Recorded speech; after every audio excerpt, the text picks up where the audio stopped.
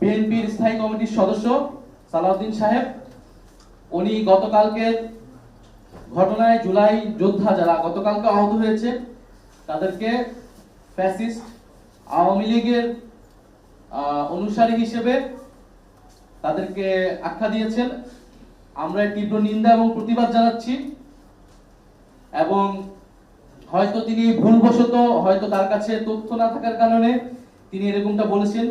যেহেতু তিনি দীর্ঘদিন দেশে ছিলেন না, যেহেতু তিনি জুলাই অভ্যুত্থানের সময় দেশে ছিলেন না, রাজপথে ছিলেন না, সেহেতু হয়তো তিনি জানেন না যে কে রাজপথে ছিল, কারা লড়াই করেছিল, কারা বুলেটের সামনে দিয়ে দাঁড়িয়েছিল।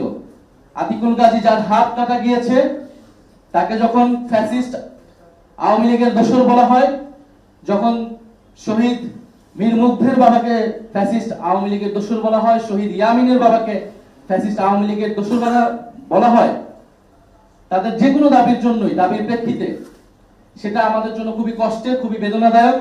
ফলে আমাদের আহ্বান থাকবে তিনি তার এই বক্তব্য অবিলম্বে প্রত্যাহার করবেন এবং সেই আহত যোদ্ধা এবং শহীদ পরিবারদের কাছে ক্ষমা চাবেন এবং তাদের সাথে বসে জুলাই গণ অভ্যুত্থানের গল্পটা শুনবেন, ইতিহাসটা শুনবেন, কারা লড়াই করেছিল, কিভাবে লড়াই করেছিল, কিভাবে এই দেশ স্বাধীন হয়েছিল।